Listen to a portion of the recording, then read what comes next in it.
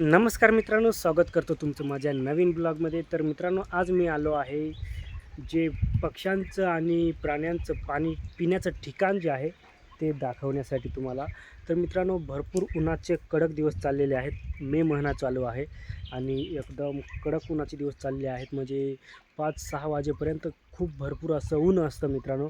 तर अशा टायमामध्ये फक्त एकच ठिकाणी पाणी आहे. आमच्या जवळपास कुठंच एवढ्या भागामध्ये पाणी नाही. तर एकच ठिकाणी पाणी आहे. ते पण आटायला आलेलं आहे. 15 दिवसामध्ये ते पण जाईलच. पण मित्रांनो, एकमेव ठिकाण आहे. त्या ठिकाणी भरपूर पक्षी येतात आणि भरपूर जे छोटे-छोटे प्राणी येतात, ते भरपूर प्रमाणात ह्या ठिकाणी येतात. तर ते ठिकाण कोणते आहे ते मी तुम्हाला दाखवतो. तर तुम्हाला चांगल्या पद्धतीने पाहायचं आहे मित्रांनो. तर मित्रांनो, अशा प्रकारचं लोकेशन आहे. हे पहा, सगळ्या बाजूला एकदम डोंगर आहेत.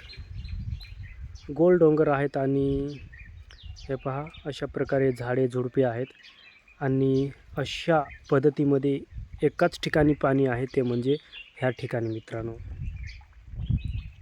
याच्यामध्ये एक मोटर आहे, तरीही पाणी ह्या ठिकाणी राहतं उन्हाळ्यामध्ये. पण आता थोडा खड्डा काढलेला आहे, त्याच्यामुळे हे पहा एवढं पाणी आहे. साधारण गुडघ्याच्या वरती आहे मित्रांनो इथं पाणी. आणि हे पहा, एकदम आजूबाजूला एकदम मोठमोठाले झाडं आहेत. हे पहा, ह्या साईडला पाहिले तर हे पहा, सादळ्याचे पण झाडं आहेत. हे सर्व म्हणजे चहूबाजूला.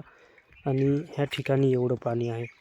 त्याच्यामध्येही झाडांचा पालापाचोळा पडून एकदम पाणी थोडं वेगळंच झालं आहे.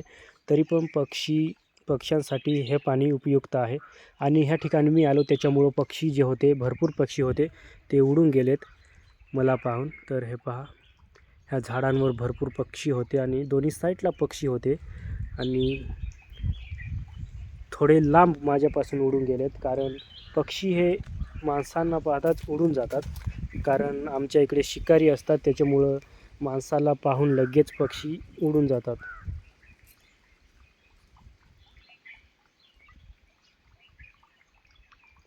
तर अशा पद्धतीने हे छोटासा खड्डा आहे इथं.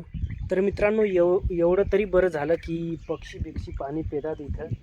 भरपूर प्रमाणात लांब लांबचे इकडे डोंगर दऱ्यामधले जे पक्षी आहेत ते ह्याच ठिकाणी पाणी प्यायला येतात आणि प्राणी पण छोटे-छोटे. तर एवढं पाणी आहे त्याच्यामुळं सर्व पशुपक्ष्यांची मदत होते. तर अशा पद्धतीने तुम्हाला मी दाखवण्याचा प्रयत्न केला मित्रांनो. छोटासा ब्लॉग कसा वाटला कमेंट करून नक्की सांगायचं आहे आणि जो कोणी नवीन असेल त्यांनी चॅनलला सबस्क्राईब करायचं आहे मित्रांनो. तर आजच्या ब्लॉगमध्ये एवढंच. जय हिंद, वंदे मातरम.